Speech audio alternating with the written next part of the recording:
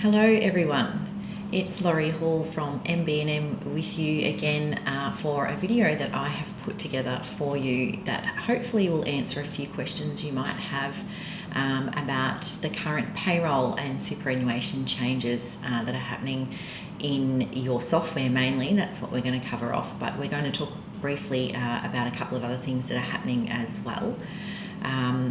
So we might just jump straight in.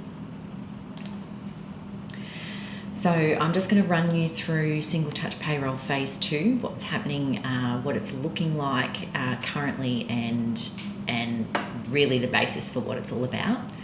We're going to talk about super stapling. You might have heard this term recently, but I'm just going to briefly touch on that. And then I'll just run you through the super guarantee charge changes that are happening from July. So if we start on Single Touch Payroll Phase 2, really it's just an expansion of Phase 1. So Phase 1's been in for a couple of years now, and you should all be well and truly across that and what's happening.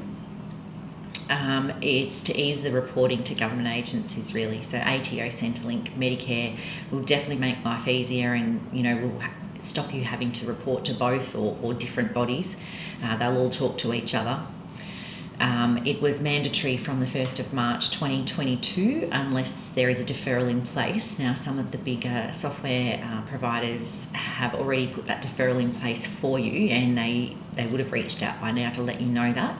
I know that Xero, MYOB and Reckon all have deferrals in place until December. Don't quote me on that date, but definitely Xero till the 31st of December, and MYOB as well. So that brings us to the 1st of January 2023, that you'll need to have this in place and using it properly and reporting properly. It doesn't take a massive amount of work, just some tweaking in your software to bring everything into line and make sure that you're ticking all the boxes, really. It's probably best practice to do that every now and again anyway, to make sure all the details in your files are up to date. Really does make life a lot easier in the long run if you're keeping it up to date regularly. So firstly there, what the ATO are requesting to report, employment conditions. So tax file number declarations, the paper forms are a thing of the past. You'll do them directly in your software and send them off to the ATO. And actually you won't even have to send them off to the ATO in the future. As soon as you report a pay to a person for the first time, that will record them as an employee for your business. Termination reasons. I know definitely in Xero this has already been implemented, so when you are terminating an employee, if you've done that recently, you will have seen that you needed to choose why they were being terminated, whether it was voluntary or a redundancy, things like that. There'll be tax codes that you need to apply to your employees according to their employment basis, if they're a salary and wage or if they're a closely held employee, so a relative of the business basically. Lump sum E and lump sum W reporting is going to be made much easier for you. Child support garnishes and deductions and those sorts of reporting to the applicable government bodies. And the disaggregation of gross wages. So it's basically just splitting that top line. Everything normally lumps into the gross wages and gets sent as one figure. That'll just be broken down and split into, say, bonuses and commissions. And leave. If you're taking annual leave, that'll be reported separately. Salary sacrifice amounts will be reported, and allowance types as well as a separate item. So what's not changing? The way that you lodge, everything is exactly the same. You've already opted into Single Touch Payroll and reporting. That won't change. The due dates, nothing is changing there. You still need to report on the day or prior to paying the employee the types of payments that are needed. All the tax and super obligations aren't changing in line with Single Touch Payroll Phase 2. And the end of year finalisation requirements will be identical to they were the previous years. So the best thing that you could do right now, jump on the ATO website and have a look at their employer checklist. It's really great. It does take you through everything you need to be looking at the moment and what your obligations are and will be in the future. So if you just head to the ato.gov.au and just do a search there for STP Phase 2 checklist, I definitely recommend downloading that and having a look.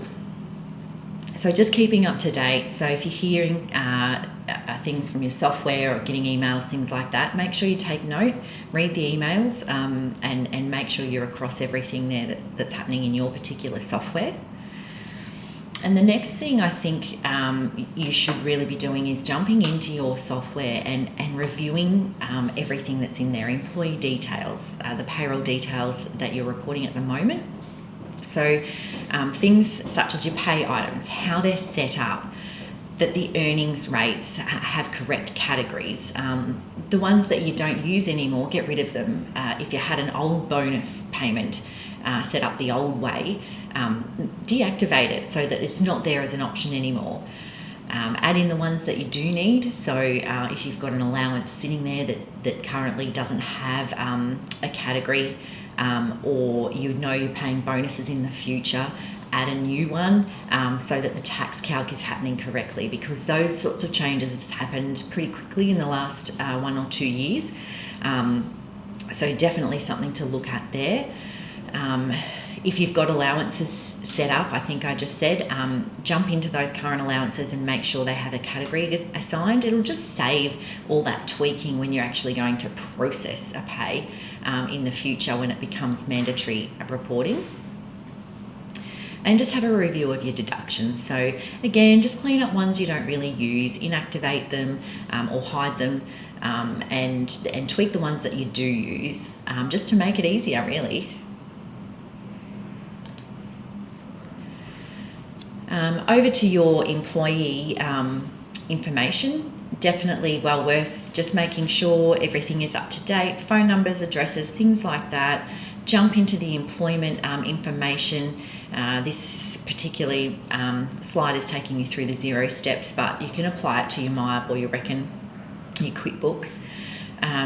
But checking the earnings rate that they're currently on. Do you have to update it every time that you're doing a pay run? Update the pay template to bring it all into line. Check that their start date is correct and that they do have a classification if you utilise that. Jump into their taxes and make sure that their employment basis is correct and that their residency status is correct. And just review that pay template. What's going through it at the moment? How can you tweak it to make sure that everything is just nice and smooth when you're doing a pay run?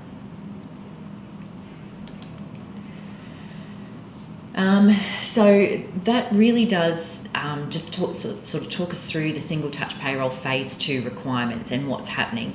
You will definitely be noticing these changes in your software at the moment. I know that the bigger software providers are making the changes as we speak. You'll see things start to roll out gradually, and things will change from week to week. Something new will pop into your file and you'll need to jump in and have a look at what that looks like. But it's all just a nice smooth transition at the moment, and I think it will continue to be that way right up until the mandatory reporting, and then hopefully by the time you get to that 1st of January date for your first pay run in January 2023, it's already all done and it's not a big mountain of work. So if I can say anything, is to jump in now, get started and just do it gradually so it doesn't feel like a big burden at the end of the year. So that brings me to the current slide, which is the superannuation stapling that I wanted to talk about. So if you're employing a new employee and you give them the super choice form and they don't know what fund they've got, or they're not sure, or they've never returned the paperwork, or they really don't want a choice, it's really about going to the ATO and getting their details from the ATO, and this just avoids an employee having 6 or 7 super funds and money in each of them and not sure which is where or what's what.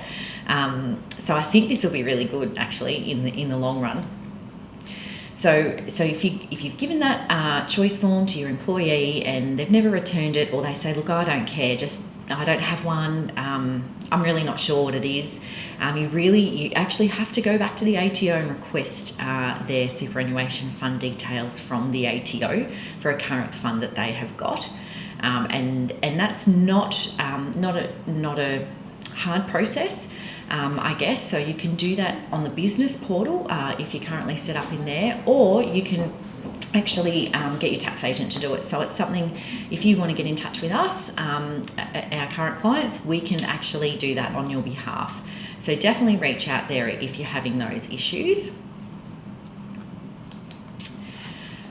And the last thing today that I just wanted to touch on is the superannuation guarantee eligibility. So from July 2022, so July this year, they're removing that $450 per month threshold.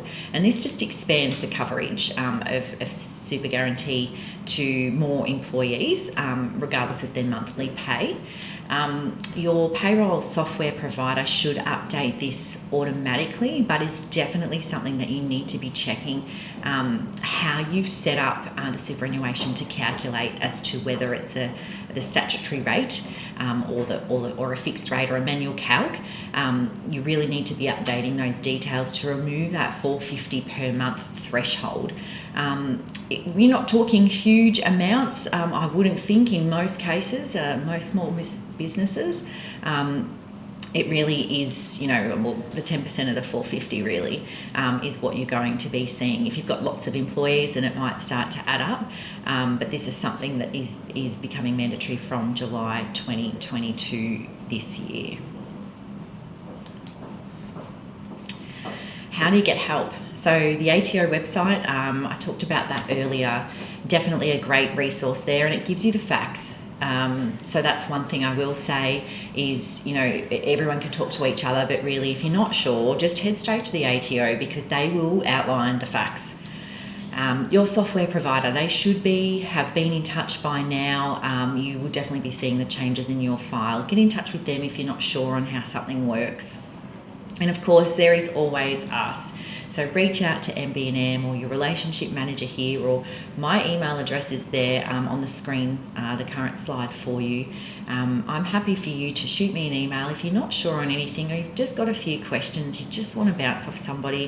Happy for that to be me, and we can nut it out together for those prickly ones. But I'm really thinking that it's not going to be too big of a deal. As I say, let's do it gradually and get everything ready to go by January 2023. Thanks so much for joining me and listening to the whole video. I will be back in touch with another video very soon. It was good to see you all. Thanks so much.